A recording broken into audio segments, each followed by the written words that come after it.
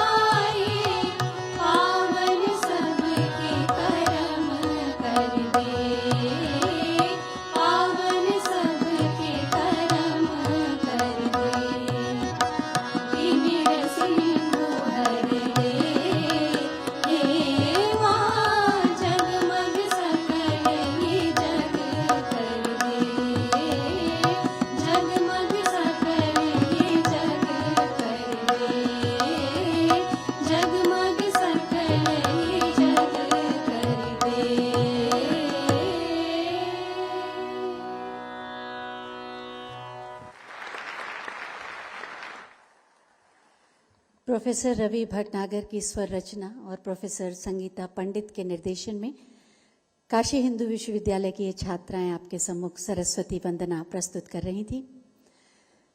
काशी में माननीय प्रधानमंत्री जी का आगमन हर बार काशी को एक नया फ्लेवर और नया कलेवर देता है। उनके सानिध्य और सामीप्य की कल्पना से ही काशी उल्लसित हो जाती है, हम सब आह्लादित हो जाते हैं। मैं हम सब की भावनाओं को व्यक्त करने के लिए माननीय श्री धर्मेंद्र प्रधान जी से अनुरोध करूंगी कि हम सब की ओर से माननीय प्रधानमंत्री जी को अंग वस्त्र भेंट कर उनका स्वागत करें और स्मृति चिन्ह प्रदान करके उनका अभिनंदन भी करें। और आप सब अपनी भावनाओं को तालियों के माध्यम से मंच तक पहुंचाएंगे।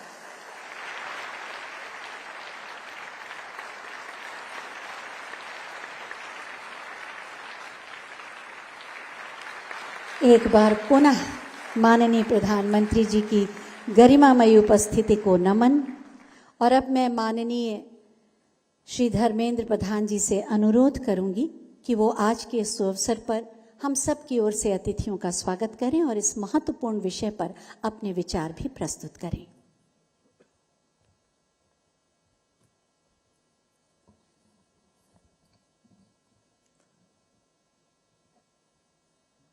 भारत के सबसे लोकप्रिय जननेता यशस्वी प्रधानमंत्री जो लोकसभा में वाराणसी का प्रतिनिधित्व करते हैं, माननीय श्री नरेंद्र मोदी जी, उत्तर प्रदेश की महामहिम राज्यपाल श्रीमती आनंदीबेन पटेल जी, उत्तर प्रदेश की लोकप्रिय मुख्यमंत्री योगी आदित्यनाथ जी, केंद्रीय शिक्षा मंत्रालय में मेरे सहयोगी डॉक्टर सुभाष सरकार जी, अन्नपूर्णा देवी जी, डॉक्टर राजकुमार रंजन सिंह जी, उत्तर प्रदेश के उच्च शिक्षा मंत्री श्री योगेंद्र उपाध्याय जी, उत्तर प्रदेश की तकनीकी शिक्षा मंत्री श्री आशीष पटेल जी, प्रदेश की उच्च शिक्षा राज्य मंत्री आदरणीय रजनी तिवारी जी, देश की वरिष्ठ विद्वान शिक्षा नीति के ड्राफ्टिंग समिति की अध्यक्ष डॉक्टर के कस्तूरीरंगन जी, देश भर के विश्वविद्यालय और उच्च शिक्षा संस्थानों के कुलपति और निर्देशक समूह, प्राध्यापक समूह, विद्वानगण, शिक्षाविद, आमंत्रित अतिथिगण एवं मीडिया के मित्र, ऐतिहासिक शहर काशी में शिक्षा जगत के इस भव्य सम्मेलन में आप सभी का स्वागत करना मेरे लिए सम्मान और सौभाग्य की बात है। इसीलिए मैं इस शाश्वत शहर के आराध्य काशी विश्वनाथ की चरण में विनम्र प्रणाम करते हुए अपनी बात आरंभ करता हूं। यह सबसे पुरानी जीवंत शहर है जो प्राचीन काल से ही ज्ञान एवं सिखाने का विश्व विख्यात केंद्र रहा है। हमारे देश के युवाओं के भविष्य और उच्च शिक्षा पर विमर्श के लिए वाराणसी सबसे बेहतरीन स्थान है, क्योंकि यहाँ के कण कण में हमारी प्राचीन धरोहर, संस्कृति एवं ज्ञान राशि समाहित है। राष्ट्रीय शिक्षा नीति 2020 एक दार्शनिक दस्तावेज, एक फिलोसॉफिकल डॉक्यूमेंट है। मेरा मानना है कि संविधान के बाद NEP 2020 एक ऐसा दस्तावेज है जिसे देश भर में कई स्तर पर विचार विमर्श, चर्चा, जन भागीदारी और संवाद के बाद आकार दिया गया है। संविधान के समान ही NEP 2020 हमारी देश की दुविधा और संदेह से बाहर निकालने का विचार, आत्मा, बुद्धि और कार्य में भारतीय होने का गहन गर्व पैदा करता है। NEP की घोषणा के बाद से ही हम उसी के क्रियान्वयन के लिए हर कदम पर माननीय प्रधानमंत्री जी का मार्गदर्शन मिलते रहा है और आज हम सभी का एक बार फिर माननीय प्रधानमंत्री जी का सानिध्य, उनके आशीर्वाद, स्नेह एवं मार्गदर्शन का सौभाग्य प्राप्त होगा। माननीय प्रधानमंत्री जी, आपकी गरिमामय उपस्थिति ने हम सभी में नई ऊर्जा और प्रेरणा का संचार किया है। पूरा देश शिक्षा जगत की ओर से आपका हार्दिक अभिनंदन और स्वागत करता हूं। पिछले महीने माननीय प्रधानमंत्री जी के नेतृत्व में राज्य के मुख्य सचिवों ने देश भर में NEP की क्रियान्वयन की गति देने के बारे में विचार विमर्श किया था। इसी विचार विमर्श को अगले चरण की रूप देने में हम सब अखिल भारतीय शिक्षा समागम के लिए एकत्रित हुए हैं। इस 3 दिनों में आप सभी को कुछ विषय पे गहन विचार विमर्श करने के लिए अनुरोध करता हूं कि हम अपने समय की जरूरत के अनुसार अपने छात्रों के सही मायने में ज्ञान और कौशल्य दे रहे हैं। क्या हमारी पाठ्यक्रम हमारे युवाओं की आकांक्षा को अनुरूप है? क्या हमें अपनी कैरिकुलम, कोर्स और उच्च शिक्षा, कौशल तथा अनुसंधान के प्रति दृष्टिकोण में व्यापक परिवर्तन की आवश्यकता है? NEP 2020 हमें यथास्थिति और कठोरता को तोड़ना तथा प्रगतिशील मानसिकता को तथा साथ अपने राष्ट्र के जीवन में परिवर्तनकारी बदलाव की ओर बढ़ाने का अवसर प्रदान करती है। हमारे देश में 15 से 25 आयु वर्ग में दुनिया की सबसे बड़ी युवा आबादी है, यानी लगभग 25 करोड़ आबादी है। यह डेमोग्राफिक डिविडेंड हमारे पास ज्यादा समय नहीं रहेगा, हमारे पास 25 साल ही रहेगा। जिसे हमें अमृत काल भी कहते हैं। ये सुनिश्चित करने के लिए हम सब युवा की ऊर्जा, क्षमता और पूरी तरह से उपयोग कैसे करें और ज्ञान तथा शिक्षा के क्षेत्र में पूरी दुनिया का नेतृत्व करें, यही एनईपी 2020 की दिशा दर्शन है। विश्वविद्यालय और उच्च शिक्षा संस्थान ने केवल विद्यार्थी और शिक्षकों के जीवन की बेहतरी बनाने के लिए नहीं है, बल्कि एक राष्ट्र में सभी जीवन के कल्याण के लिए उद्दिष्ट है। हमारी राष्ट्र की ज्ञान परंपरा की जड़ें कई सदियों गहरी है और एनईपी इसी भारतीय ज्ञान परंपरा की आधार पर मजबूत नींव स्थापित करके देश की शिक्षा व्यवस्था को भविष्य की स्वर्णिम आकार देना चाहती है। 21वीं सदी ज्ञान की सदी है। भारत सबसे पुरानी सभ्यताओं में एक है और एक ज्ञान समाज के रूप में उभरती अर्थव्यवस्था को समृद्ध भविष्य की ओर ले जाने में कैप्टन बनना स्वाभाविक है। देश युवाओं को केवल जॉब सीकर के रूप में संतुष्ट देखने की बजाय भविष्य में जॉब क्रिएटर्स के रूप में देखना चाहती है। बंधी बंधाई अथवा स्थापित सीमाओं में आगे बढ़ना, पुशिंग द बाउंड्रीज, असंभव का सपना देखना, ड्रीमिंग ऑफ इम्पॉसिबल, और फिर उसे पूरा करना ही भविष्य की सफलता की कुंजी है। देश की सकारात्मक सोच साथ व्यापक परिवर्तन की चाह रखने वाले युवाओं की जरूरत है, जो किसी भी स्थिति में समझौता करने की बजाय उसे बदलने की साहस रखते हैं। इसी भव्य अखिल भारतीय शिक्षा समागम में उपस्थित लोगों की यह जिम्मेवारी है कि वो यह सुनिश्चित करें कि सकारात्मक सोच एवं ज्ञान की दुनिया में शिखर पर जाने की यह इच्छा निरंतर रहे और भविष्य के लिए भारत के पथ को रोशन करने के लिए मशाल के रूप में कार्य करें।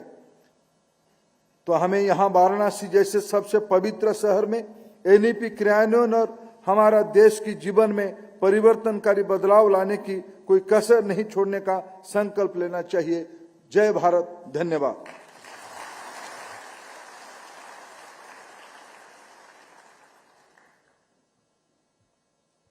बहुत बहुत धन्यवाद माननीय। सेवा, सुरक्षा और सुशासन के प्रति समर्पित हैं माननीय मुख्यमंत्री माननीय श्री योगी आदित्यनाथ जी, जो विकास के नए आयामों और नए कीर्तिमानों के साथ उत्तर प्रदेश की नई परिभाषा गढ़ रहे हैं। सौभाग्य है हमारा कि इस महत्वपूर्ण समागम के आयोजन का सौभाग्य उत्तर प्रदेश को, हमारी काशी को मिला। मैं बहुत ही आदर के साथ माननीय मुख्यमंत्री महोदय से अनुरोध करूंगी कि इस अवसर पर अपना उद्बोधन दें।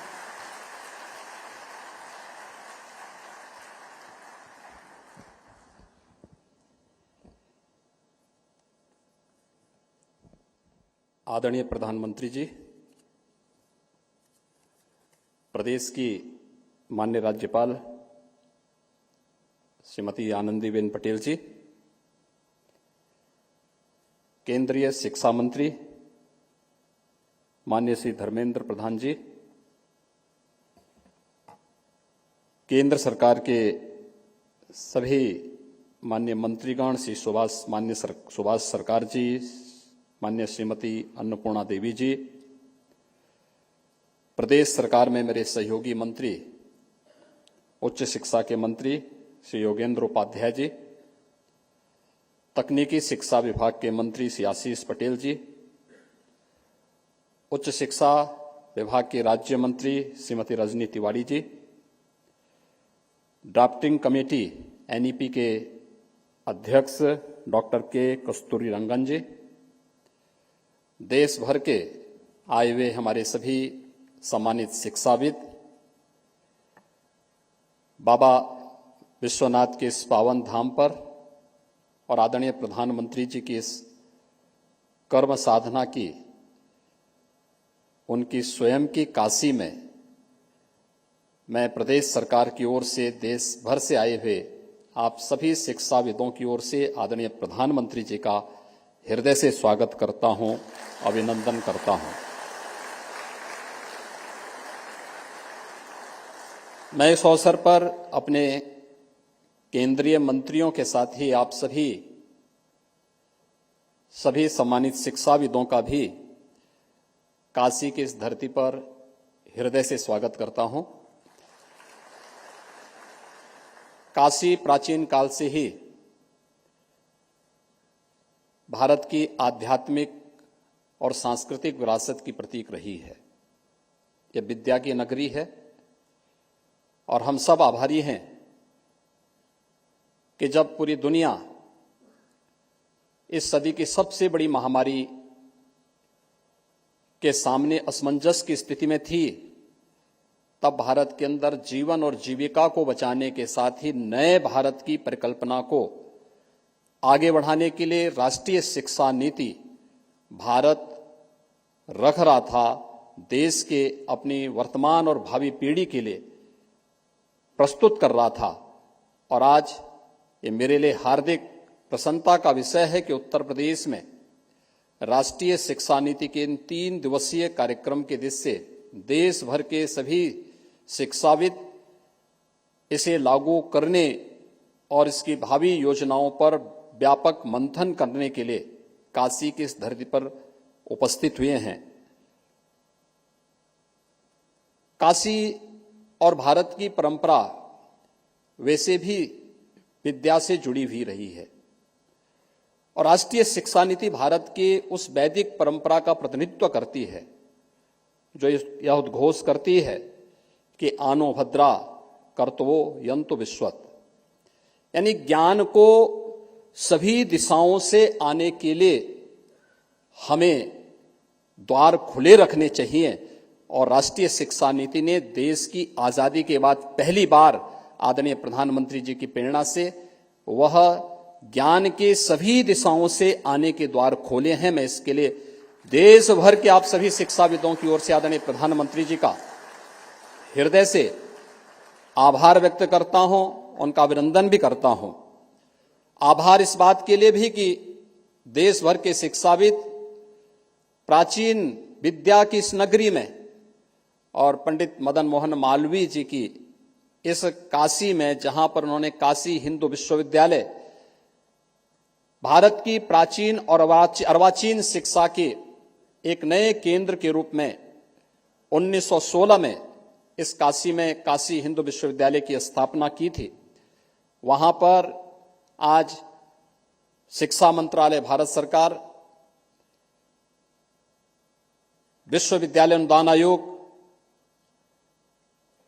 और काशी हिंदू विश्वविद्यालय मिलकर के इस शिक्षा महासमागम के आयोजन के साथ राष्ट्रीय शिक्षा नीति पर व्यापक मंथन के लिए यहां पर बैठे हुए हैं।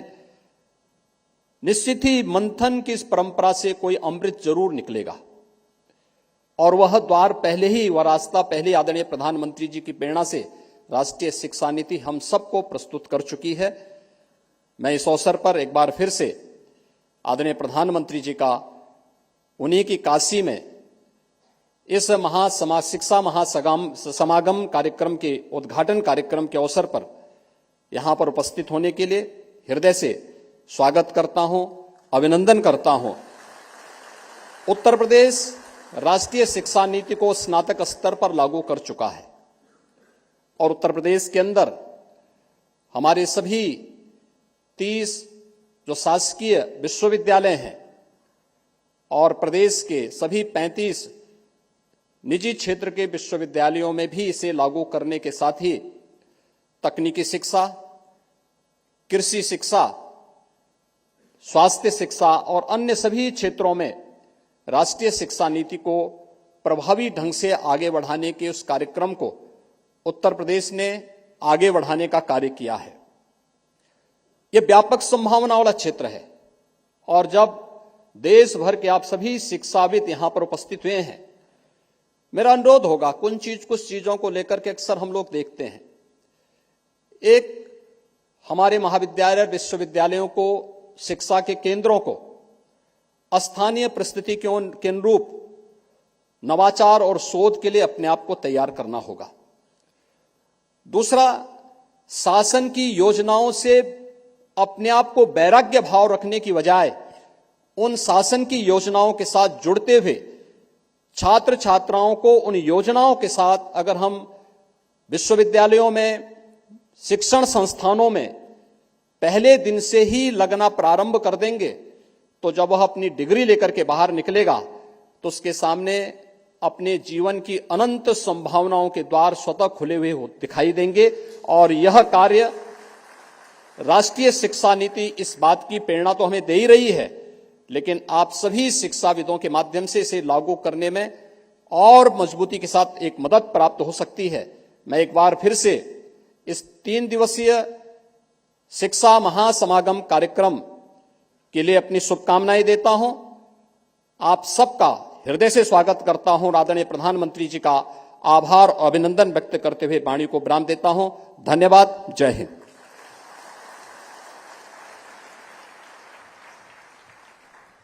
बहुत बहुत धन्यवाद माननीय, आपके प्रेरणादायी उद्बोधन के लिए। राष्ट्रीय शिक्षा नीति 2020 के सफल क्रियान्वयन के लिए एक छोटी सी फिल्म बनाई गई है, आइए देखते हैं। भारत खड़ा है अपने गौरवशाली इतिहास के महत्वपूर्ण मोड़ पर। देश के अमृत काल की यात्रा हो गई है आरंभ। हमारे युवा अपने सपनों और आकांक्षाओं को मूर्त रूप देने के लिए हैं आतुर। इन्हीं सपनों को साकार करने के लिए जुलाई 2020 में प्रधानमंत्री श्री नरेंद्र मोदी जी के नेतृत्व में राष्ट्रीय शिक्षा नीति लॉन्च की गई थी। नई राष्ट्रीय शिक्षा नीति युवाओं को ये विश्वास दिलाती है कि देश अब पूरी तरह से उनके साथ है, उनके हौसलों के साथ। युवा मन जिस दिशा में भी सोचना चाहे, खुले आकाश में जैसे उड़ना चाहे, देश की नई शिक्षा व्यवस्था उसे वैसे ही अवसर उपलब्ध कराए। इस नीति के क्रियान्वयन ने देश के युवाओं में एक नया जोश भर दिया है। एकेडमिक बैंक ऑफ क्रेडिट और मल्टीपल एंट्री एग्जिट की व्यवस्था से उन्हें पहली बार अपनी पसंद और सुविधा के अनुसार पढ़ने का मौका मिला है। ऑनलाइन एवं ओपन डिस्टेंस लर्निंग का विस्तार हुआ है। 75,000 विद्यार्थियों को गति शक्ति के तहत प्रशिक्षण दिया जा रहा है। इनोवेशन एवं स्टार्टअप, शिक्षा में मल्टीलिंगुअलिटी के प्रचार प्रसार पर जोर दिया जा रहा है। 2 वर्षों में लाए गए इन सुधारों को कई राज्यों ने, कई संस्थानों ने लागू कर दिया है। अब देश भर के शिक्षाविद और नीति निर्माता इस बात पर विमर्श कर रहे हैं कि इन सुधारों को और गति कैसे दी जाए। पिछले महीने प्रधानमंत्री श्री नरेंद्र मोदी जी के नेतृत्व में राज्यों के मुख्य सचिवों ने इस विषय में चर्चा की। अब इसी चर्चा की अगली कड़ी के रूप में आज वाराणसी में 3 दिवसीय अखिल भारतीय शिक्षा समागम का उद्घाटन हो रहा है। प्रधानमंत्री श्री नरेंद्र मोदी जी समागम में उपस्थित होने वाले वाइस चांसलर्स, आईआईटी, आईआईएम के निदेशक तथा देश भर के शिक्षाविदों, नीति निर्माताओं को नीति के क्रियान्वयन के विषय में मार्गदर्शन करेंगे। प्रदेश की माननीय राज्यपाल महोदया, माननीय मुख्यमंत्री, भारत के शिक्षा मंत्री समागम में भाग लेंगे। इस चर्चा से नीति के क्रियान्वयन को नई दिशा, नई ऊर्जा मिलेगी और युवाओं के सपनों को मिलेगी ऊंची उड़ान।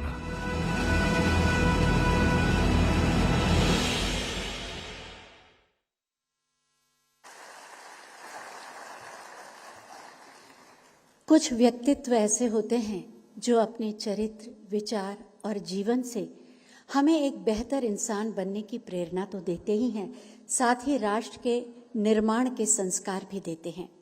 मानवीय मूल्यों में विश्वास भी जगाते हैं और अपनी जमीन से जुड़कर आसमान को छूने का साहस और बल भी देते हैं।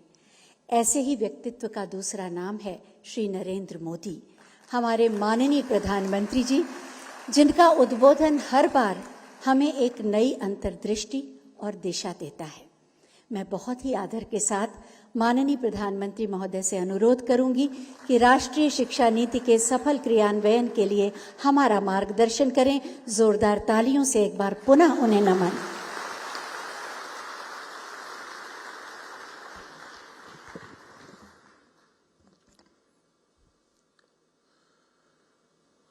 उत्तर उत्तर प्रदेश के राज्यपाल श्रीमती आनंदीबेन पटेल, यहाँ के लोकप्रिय मुख्यमंत्री योगी आदित्यनाथ जी, मंत्रिमंडल के मेरे सहयोगी धर्मेंद्र प्रधान जी, राष्ट्रीय शिक्षा नीति की ड्राफ्टिंग कमेटी के चेयरमैन के कस्तूरीरंगन जी, सरकार के अन्य मंत्रीगण, इस सम्मेलन में भाग ले रहे सभी वाइस चांसलर्स, शिक्षा संस्थाओं के निर्देशक, सभी शिक्षकगण, शिक्षाविद, देवी और सज्जनों, अखिल भारतीय शिक्षा समागम का यह आयोजन उस पवित्र धरती पर हो रहा है जहां आजादी से पहले देश की इतनी महत्वपूर्ण यूनिवर्सिटी की स्थापना हुई थी। ये समागम आज एक ऐसे समय हो रहा है जब देश अपनी आजादी का अमृत महोत्सव मना रहा है।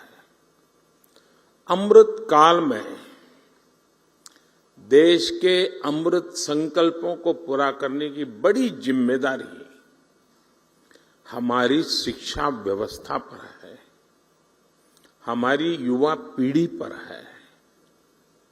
हमारे यहां उपनिषदों में भी कहा गया है, विद्या अमृतम अश्नुते, अर्थात विद्या ही अमरत्व और अमृत तक ले जाती है। काशी को भी मोक्ष की नगरी इसलिए कहते हैं क्योंकि हमारे यहां मुक्ति का एकमात्र मार्ग ज्ञान को, विद्या को ही माना गया है। और इसलिए शिक्षा और शोध का, विद्या और बोध का इतना बड़ा मंथन जब सर्व विद्या के प्रमुख केंद्र काशी में होगा तो इससे निकलने वाला अमृत अवश्य देश को नई दिशा देगा।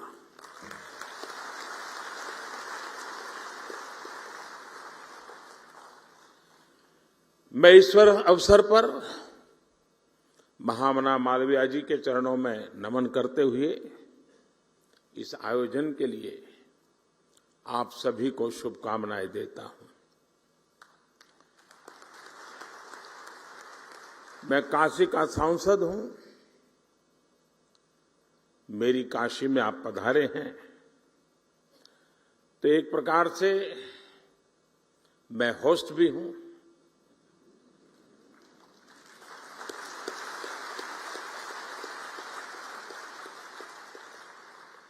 आप इन सब के साथ साथ मेरे भी मेहमान हैं।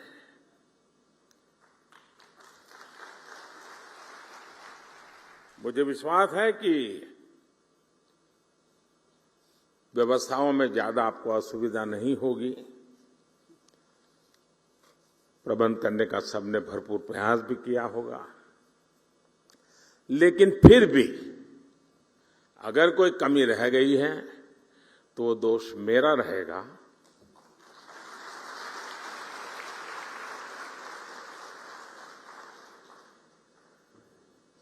और एक होस्ट के नाते कोई भी आपको असुविधा हो जाए तो उसकी क्षमा मैं पहले से मांग लेता हूं। साथियों, मैं अभी एक कार्यक्रम करके आ रहा हूं।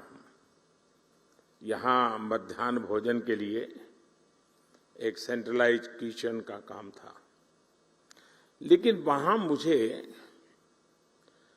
मेरी काशी की सरकारी स्कूल के 10-12 साल की उम्र के बच्चों के साथ गप्पे गोष्ठी करने का अवसर मिला।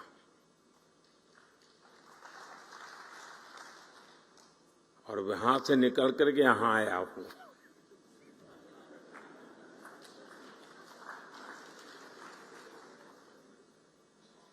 और मैं उनसे सुनकर के आया हूं और आपको सुनाने आया हूं।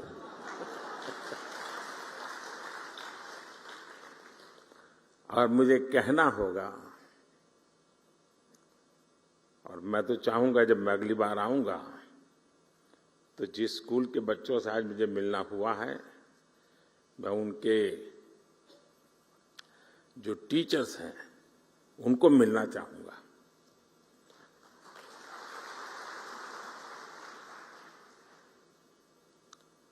आप कल्पना कर सकते हैं कि ऐसा विचार मुझे क्यों आया होगा।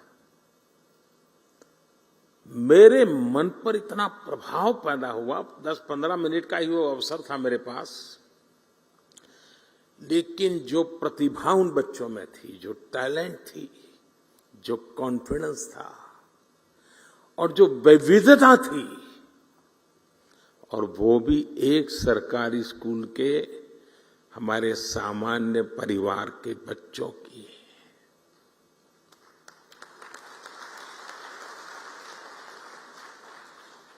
जो टैलेंट वो बच्चे वहां प्रस्तुत कर रहे थे, आपके परिवार में भी अगर आपका पोता नाती अगर ऐसी टैलेंट आपके सामने रखेगा, तो जब भी मेहमान घर में आएंगे आप उसको खड़ा कर देंगे, जरा देखो मेहमान आए वो तुम सुनाओ। मेरा कहने का तात्पर्य है कि वर्तमान पीढ़ी का ये सामर्थ्य, उनकी क्षमता,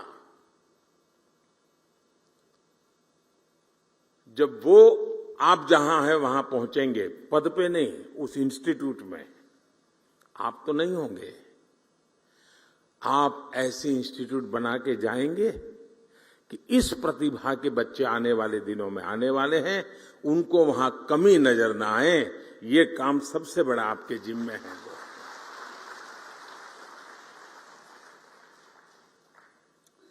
और मुझे विश्वास है कि अगले 3 दिनों तक यहां जो चर्चा और विमर्श होगा, उससे राष्ट्रीय शिक्षा नीति के क्रियान्वयन को प्रभावी दिशा मिलेगी।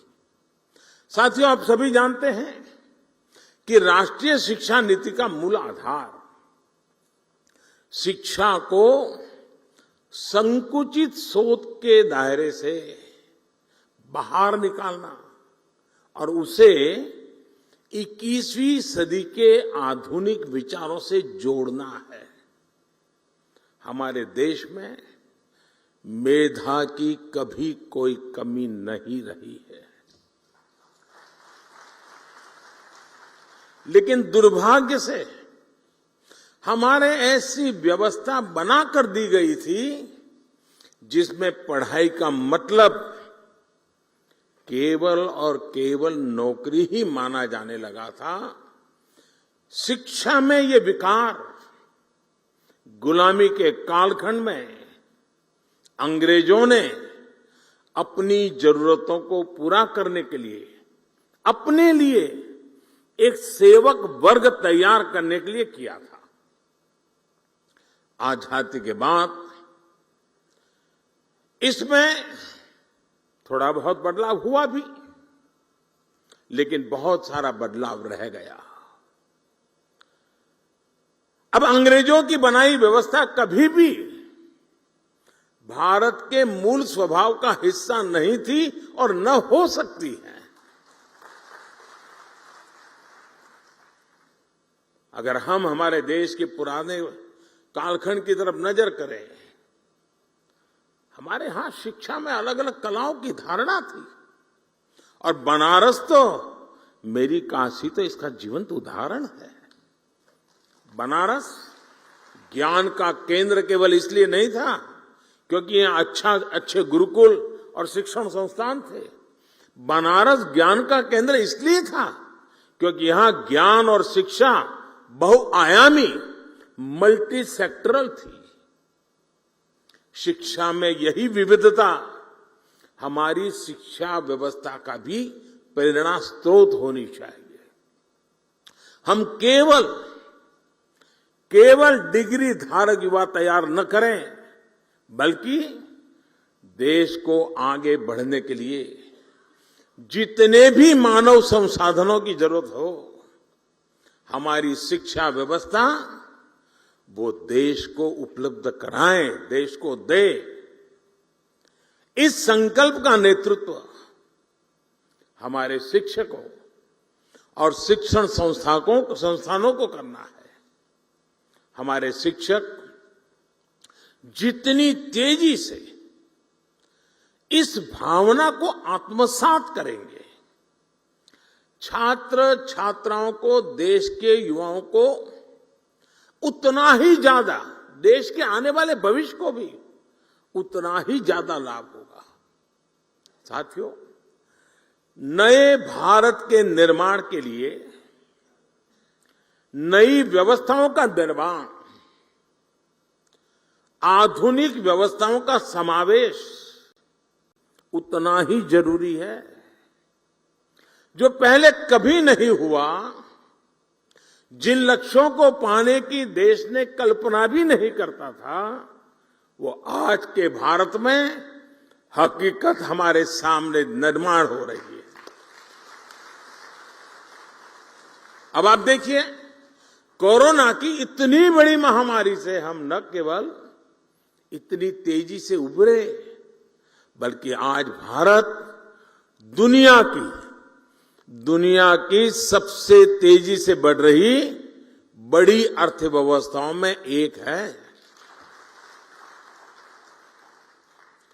आज हम दुनिया के तीसरे सबसे बड़े स्टार्टअप इकोसिस्टम है। स्पेस टेक्नोलॉजी जैसे क्षेत्रों में, जहां पहले केवल सरकार ही सब करती थी, वहां अब प्राइवेट प्लेयर्स के जरिए युवाओं के लिए एक नई दुनिया तैयार हो रही है। पूरा अंतरिक्ष उनके बाहुपास में आ रहा है। दोस्तों, देश की बेटियों के लिए, महिलाओं के लिए भी जो क्षेत्र पहले बंद हुआ करते थे, आज वो सेक्टर बेटियों की प्रतिभा के उदाहरण प्रस्तुत कर रहे हैं। साथियों, जब देश का मिजाज ऐसा हो, जब देश की रफ्तार ऐसी हो, तो हमें अपने युवाओं को भी खुली उड़ान के लिए नई ऊर्जा से भरना होगा। अभी तक स्कूल, कॉलेज और किताबें ये तय करते आए थे कि बच्चों को किस दिशा में जाना है, लेकिन राष्ट्रीय शिक्षा नीति के बाद अब युवाओं पर दायित्व और बढ़ गया है, और इसके साथ ही हमारी भी ये जिम्मेदारी बढ़ गई है कि हम युवाओं के सपनों और उड़ान को निरंतर प्रोत्साहित करें, उसके मन को समझे, उसकी आकांक्षाओं को समझे, तभी तो खाद पानी डाल पाएंगे। उसे समझे बिना कुछ भी थोपने वाला युग चला गया है। दोस्तों, हमें इस बात का हमेशा ध्यान रखना होगा,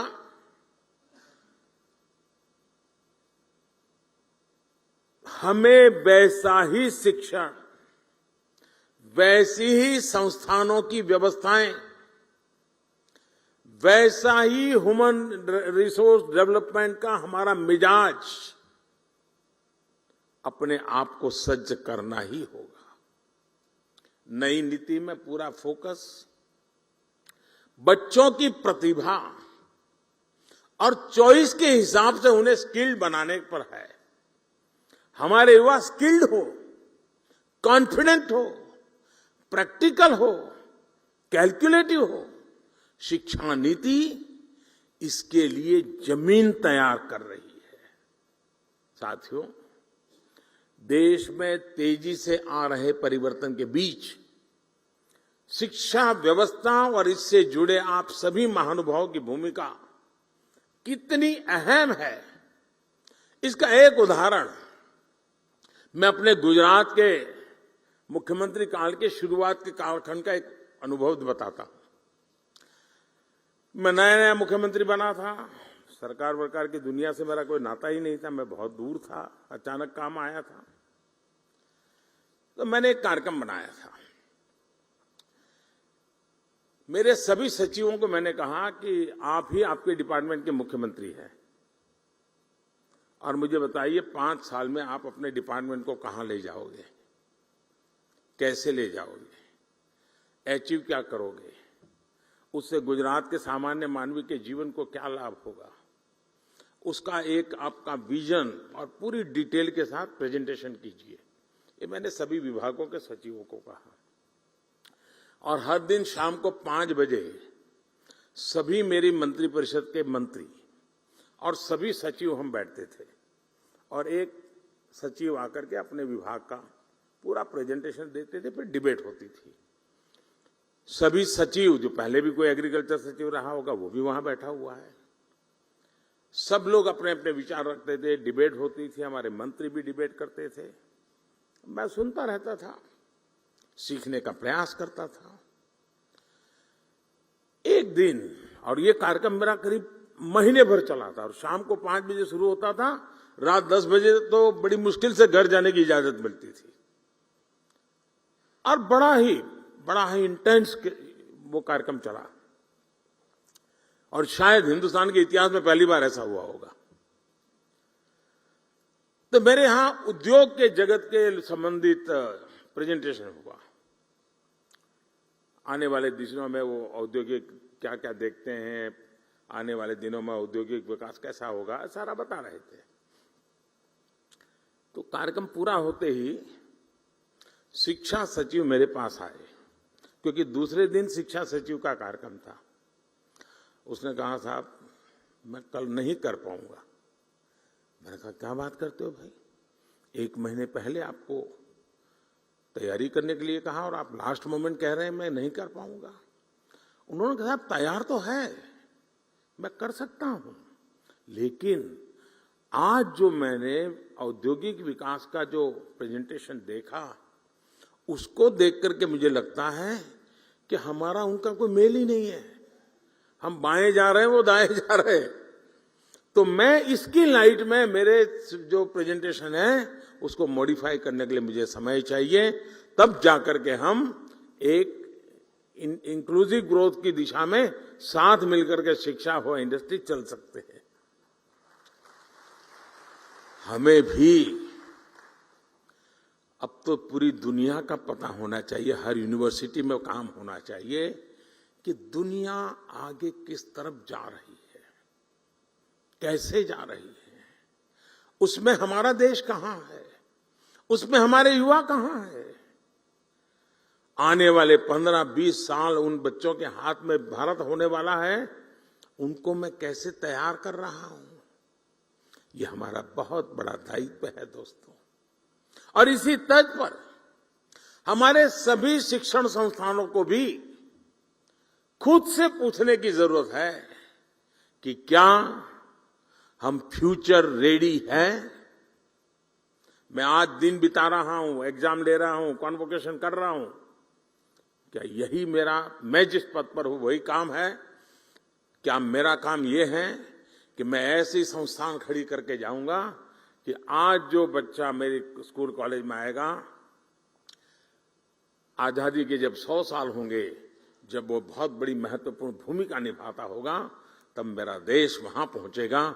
मैं वो व्यवस्था आज पैदा करके जाऊंगा। आप सबको वर्तमान को संभालना है, आपके पहले जो करके गए हैं उसको आगे बढ़ाना है, लेकिन आज जो काम कर रहे हैं उनको फ्यूचर के लिए ही सोचना होगा और व्यवस्थाएं फ्यूचर के लिए विकसित करनी होगी।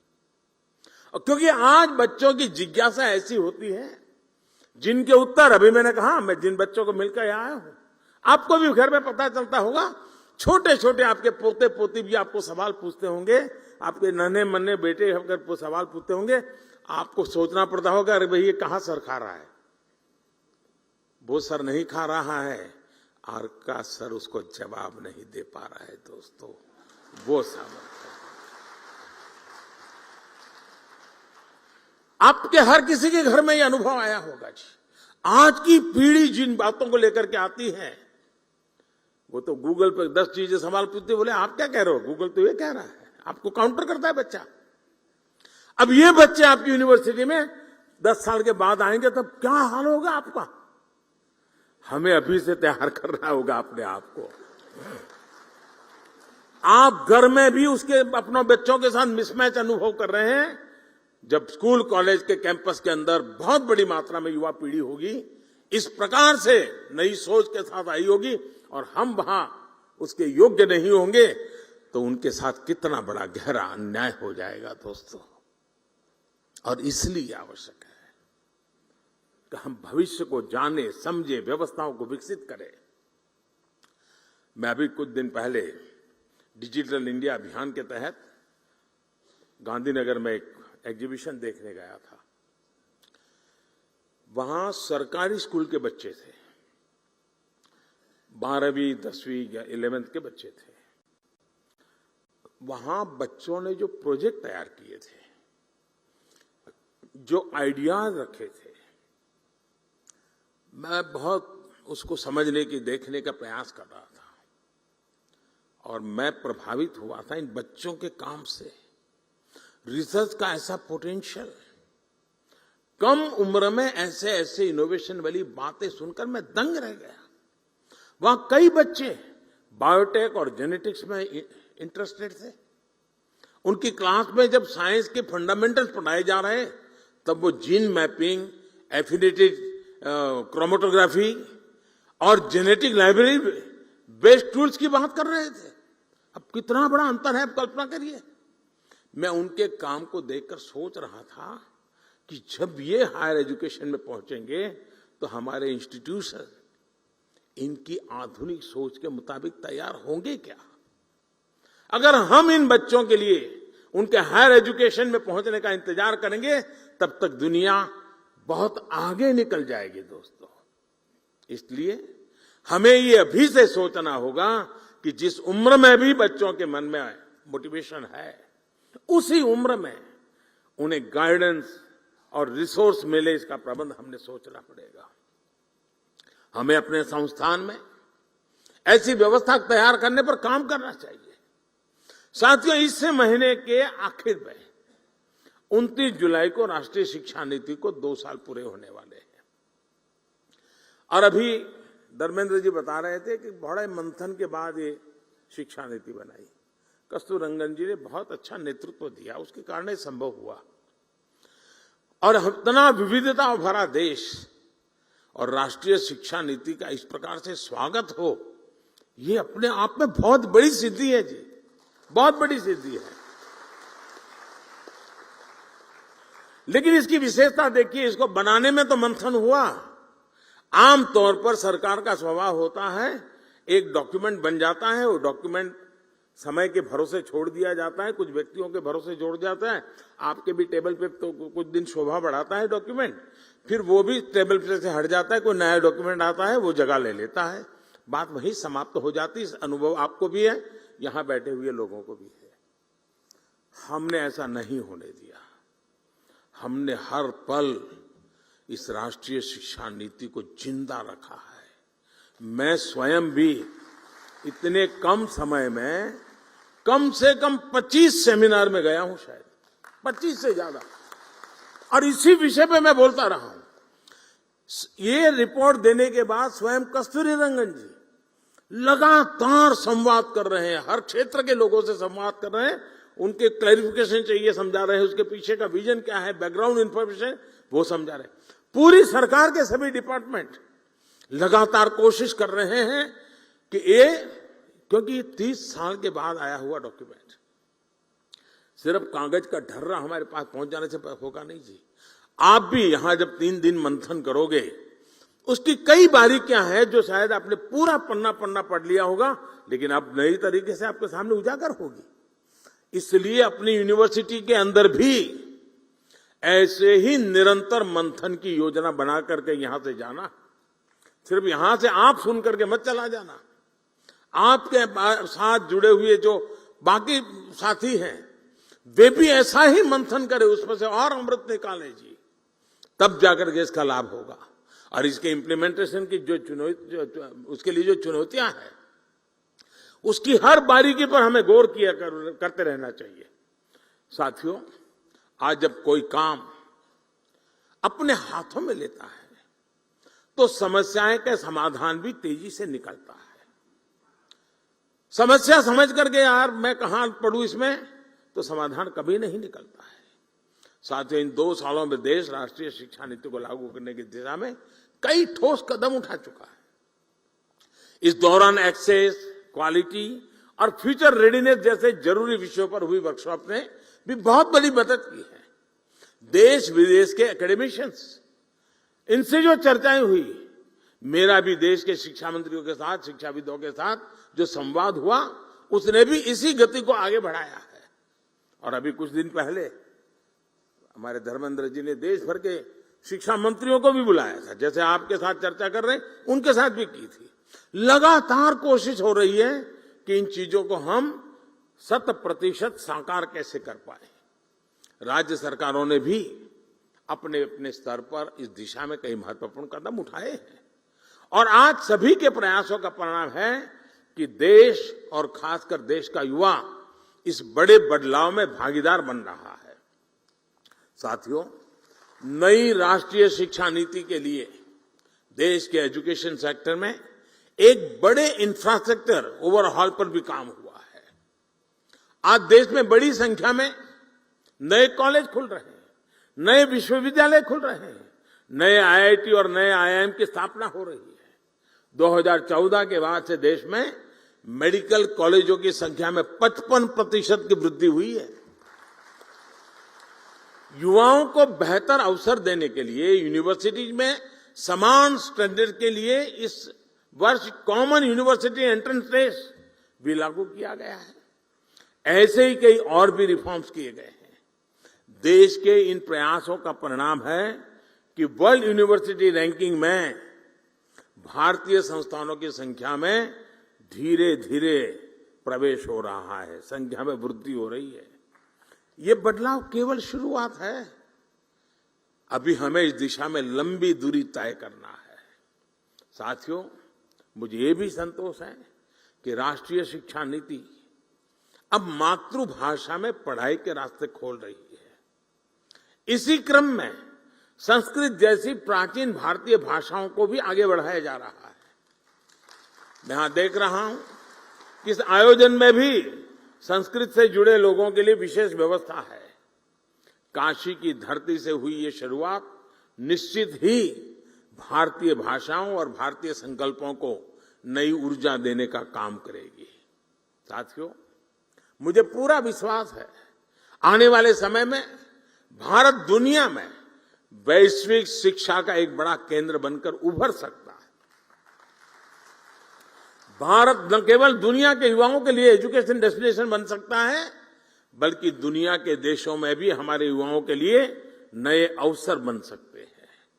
इसके लिए हमें अपने एजुकेशन सिस्टम को इंटरनेशनल स्टैंडर्ड्स पर तैयार करना होगा। इस दिशा में देश लगातार प्रयास भी कर रहा है। हायर एजुकेशन को इंटरनेशनल स्टैंडर्ड के हिसाब से तैयार करने के लिए नई दिशा निर्देश जारी किए गए हैं। करीब 180 उच्च शिक्षा संस्थानों में अंतर्राष्ट्रीय मामलों के लिए विशेष कार्यालय की स्थापना भी की गई है।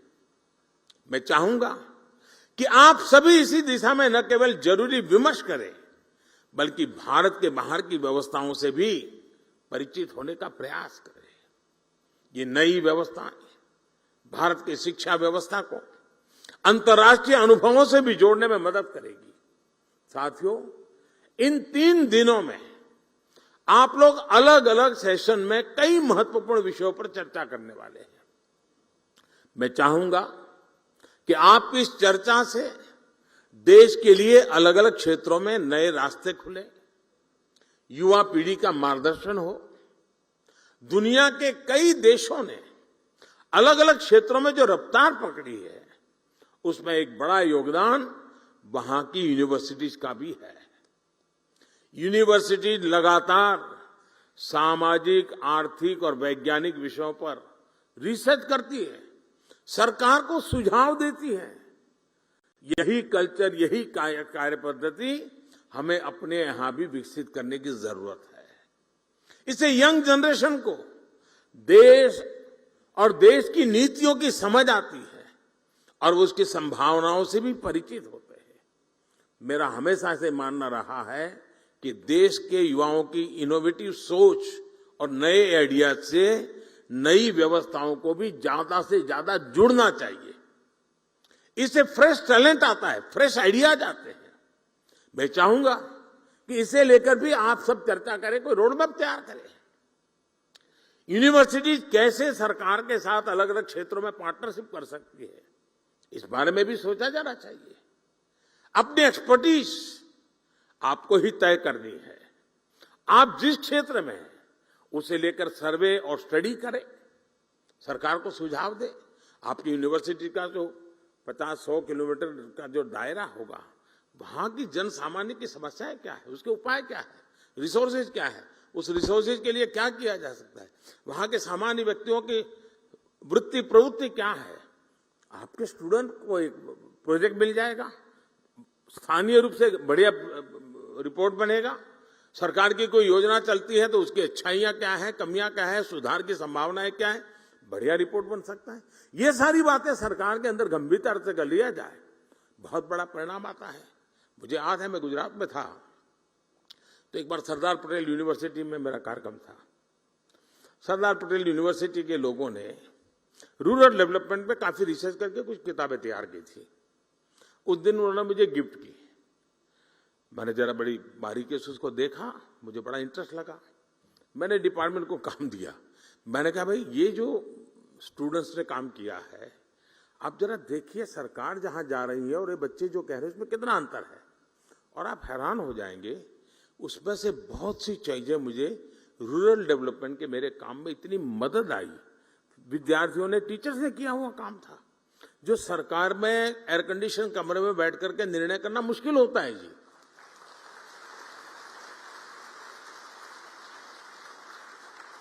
जो फील्ड में हमारी ये पीढ़ी जाती है वो बहुत ही अच्छा उसका अर्क निकाल करके ले आती है, और कुछ चीजों का कल्पना भार का लाभ हुआ हो ये भी ध्यान में आता है जी। और मुझे विश्वास है हमें उससे, अब जैसे हमारे यहाँ एग्रीकल्चर यूनिवर्सिटी है, अब एग्रीकल्चर यूनिवर्सिटी लैब में जो करती है कितना ही अच्छा काम करे, लेकिन उसको सर्टिफिकेट भी मिल जाए, इंटरनेशनल मैगजीन में उसका आर्टिकल भी छप जाए, उसको डिग्री भी मिल जाए, लेकिन वो तो मामला लैब में ही रह जाएगा। हमारे पास लैब टू लैंड का भी तो रोड मैप होना चाहिए ना। जो लैब में है वो लैंड पर भी तो उतरना चाहिए ना। और जैसे लैब टू लैंड होना चाहिए, वैसे ही लैंड पर यूनिवर्सिटी में नहीं गए ऐसे लोगों का अनुभव भी बहुत ज्यादा होता है, और जो लैंड का अनुभव है उसको लैब में भी लाना चाहिए। और लैब में वो कैसे आए, रिसर्च को कैसे एनरिच करे, परंपरागत अनुभवों को कैसा करे, ये सोच करके हम कदम उठा नहीं सकते हैं। इसी तरह हमारे यहां ट्रेडिशनल मेडिसिन, आयुर्वेद में हमारा ज्ञान, उसको कोई चुनौती तो आप भी नहीं करोगे, मैं भी नहीं करूंगा, लेकिन दुनिया के कई देश हैं जो आज ट्रेडिशनल मेडिसिन में हमसे आगे निकल रहे हैं जी। ऐसा इसलिए क्योंकि आज के समय में परिणाम और प्रमाण दोनों की जरूरत होती है। हम ये कहें कि भाई मैं ये जड़ी बूटी लेते हुए फायदा होता है, परिणाम मिलता है, लेकिन हम मान के चले और सभी यूनिवर्सिटी के तरफ मेरा कुछ न यहां से सुन करके जाए तो चलेगा, 2 शब्द मेरे सुन करके चल के जाइएगा और उस पर मंथन कीजिएगा। हमें परिणाम तो मिल जाते हैं लेकिन प्रमाण नहीं होते हैं, और इसलिए हमारे पास परिणाम के साथ साथ प्रमाण होने चाहिए। हमारे पास डेटाबेस होना चाहिए, हमारे पास उसका पूरा डिटेल रिकॉर्ड होना चाहिए, कहां से कैसे बदला हुआ है। हम भावनाओं के आधार पर दुनिया नहीं बदल सकते जी, दुनिया के सामने उसे मॉडल के रूप में प्रस्तुत नहीं कर सकते, और इसलिए परिणाम होने के बावजूद भी प्रमाण की आवश्यकता आज के विश्व को बहुत जरूरी है। और इसलिए अब हमारी यूनिवर्सिटीज को जो परिणाम से हम परिचित हैं लेकिन जिसमें प्रमाण का अभाव है, उन प्रमाण की पूर्ति करने के लिए मैकेनिज्म बनाना, व्यवस्थाएं विकसित करना है, परंपराएं विकसित करना, ये आप सब साथियों की मदद के बिना होना नहीं है। एविडेंस बेस्ड ट्रेडिशनल मेडिसिन पर रिसर्च का ये काम भी हमारी यूनिवर्सिटी बहुत अच्छी तरह कर सकती है। साथियों, हमारे देश में डेमोग्राफिक डिविडेंड हमारी बहुत बड़ी ताकत है, चर्चा भी करते हैं, लेकिन क्या कोई यूनिवर्सिटी है जिसने इसका स्टडी किया है कि आखिर ये डेमोग्राफिक डिविडेंड है क्या? क्या दुनिया में जब डेमोग्राफिक डिविडेंड का अवसर आया था तब उस दुनिया के उस देश ने किस प्रकार के कदम उठाए थे, वहां की यूनिवर्सिटी कैसे व्यवहार करती थी और उसका बेनिफिट कैसे लिया? बहुत बार हमको कहते हैं, दोहराते हैं, लेकिन डेमोग्राफिक डिविडेंड की संभावनाओं पर हम क्यों न काम करें? उस सामर्थ्य का उपयोग हम आने वाले 20, 25, 30 साल के लिए देश को कैसे दे सके? ऐसे ही हम देखते हैं, अब दुनिया के देशों की स्थिति देखिए। समृद्ध से समृद्ध देश भी इस बात से परेशान है कि वहां लोगों की आयु बहुत बढ़ रही है, एजिंग प्रॉब्लम है, और युवा पीढ़ी न के बराबर हो रही है। बहुत बड़ा बल्क बुजुर्गों का है, उनको जो दुनिया चलानी है उसको चला नहीं पाते हैं। अब ये चक्र ऐसा है, हर एक को आना ही आना है। आज हमारा देश युवा है, कभी हमारा देश भी ऐसा ही होगा जिसमें युवा कम होंगे, वृद्ध ज्यादा होंगे। वो दिन आने वाले हैं। क्या दुनिया में अभी से कोई है जो इस प्रकार के वृद्धत्व के कारण उस देश की जो स्थितियां बनी है उसके सॉल्यूशन के लिए उन्होंने रास्ते क्या खोजे हैं? यूथ का अभाव में वो समस्याओं का समाधान कैसे कर रहे हैं? कौन सा ऐसा मैकेनिज्म बनाया है कि चीजें बड़ी स्मूथली आगे बढ़ रही है? ये सारे सोचने का काम मेरी यूनिवर्सिटीज का सहज स्वभाव होना चाहिए। यूनिवर्सिटीज में आपके लिए अभी से मैं मानता हूं रिसर्च और काम करने का अच्छा स्कोप होता है, और इसके कारण जिन बच्चों को ये प्रोजेक्ट देते हैं उनका एक विजन बनता है, उनको भी नई चीजें समझने का अवसर मिलता है। अब क्लाइमेट चेंज की इतनी बड़ी चर्चा हो रही है, क्लाइमेट के फील्ड में भी हमारे लोग अगर काम करें तो असीमित संभावना है हमारे पास। अब हमने देश में एक योजना बनाई है CDRI की। क्लाइमेट की स्थिति में हमारा इंफ्रास्ट्रक्चर ऐसा होना चाहिए कि जो उसका सामना कर सके, रेजिलिएंट होना चाहिए। अब उस पर हमारे रिसर्च किए बिना हम कैसे करेंगे जी? पहले के जमाने में जो चीजें बनाते थे तब न इतनी बाढ़ आती थी, न इतनी वर्षा होती थी, कुदरत हमारे साथ चलती थी, हम कुदरत के साथ चलते थे। अब वो हमसे उल्टा चल रही है, हम उससे उल्टा चल रहे हैं। और इसलिए हमें इस नए संकट के सामने जीना कैसे, उसको सीखने के लिए व्यवस्था करनी चाहिए। आज सारी दुनिया सोलर पावर की तरफ बढ़ रही है। भारत भाग्यवान है कि उसके पास तपता हुआ सूरज है। उस तपते हुआ सूरज की मालिकी हम कैसे उपयोग करें? उसके सामर्थ्य को हम हमारे जीवन व्यवस्था का हिस्सा कैसे बनाएं?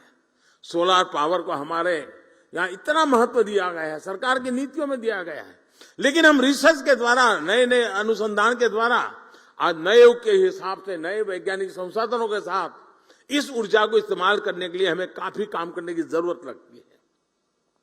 उसी तरह साथियों, स्वच्छ भारत अभियान, हर व्यक्ति के दिल में ये बात अब घर कर गई। हाँ भाई, स्वच्छ भारत के विषय में कोई कॉम्प्रोमाइज नहीं होना चाहिए, लेकिन बात वहां से बनती नहीं है जब तक हम वेस्ट टू वेल्थ की तरफ की योजनाएं नहीं बनाते हैं।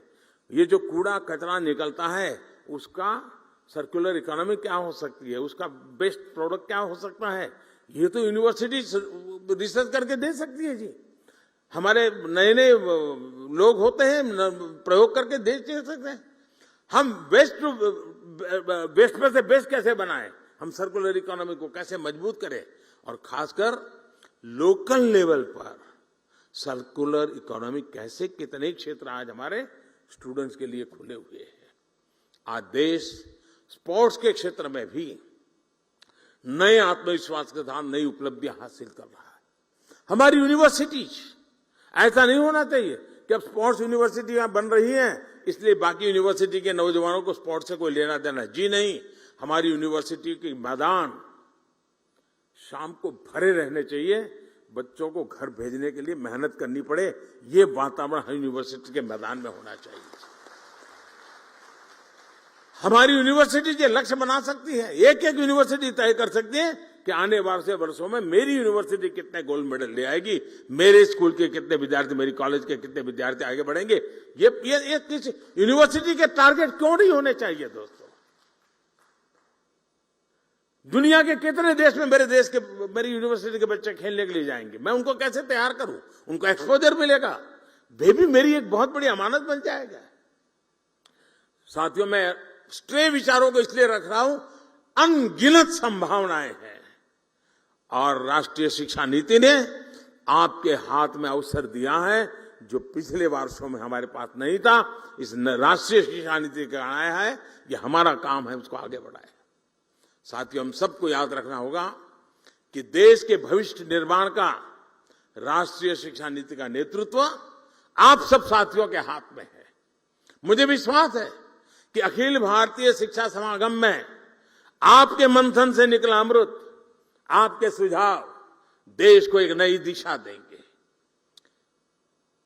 जिन नौजवानों के साथ आपका समय बीतता है,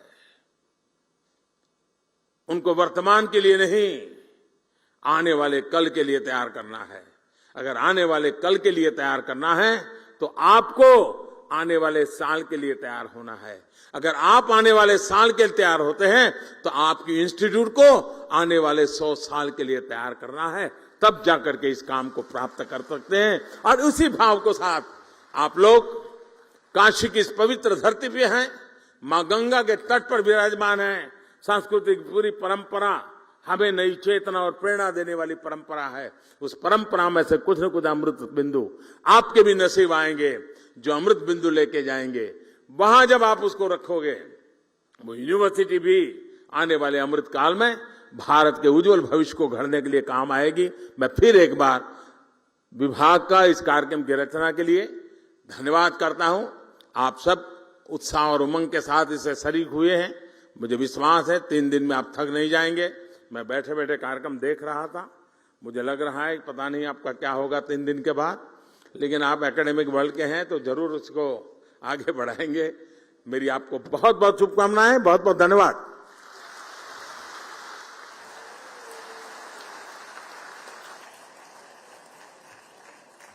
बहुत बहुत धन्यवाद माननीय प्रधानमंत्री जी, आपके प्रेरणादायी उद्बोधन और बहुमूल्य मार्गदर्शन के लिए।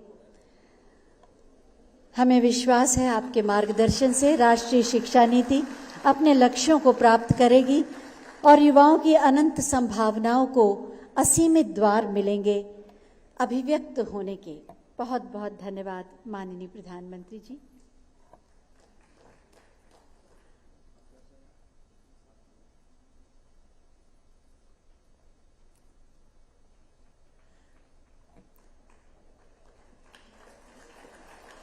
माननीय प्रधानमंत्री जी